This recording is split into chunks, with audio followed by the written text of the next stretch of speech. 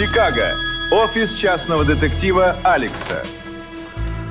So, you have Итак, one more. у тебя есть еще одно задание, детектив Алекс. Alex. Завтра ты едешь в Россию.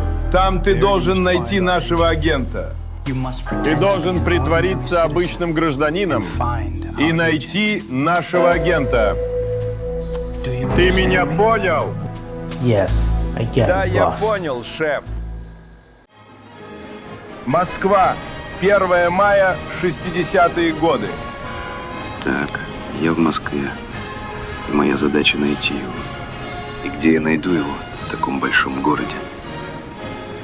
И опять мне крупно повезло. Я нашел его среди тысячной толпы. Я сыщик, что надо. Меня зовут частный детектив Алекс.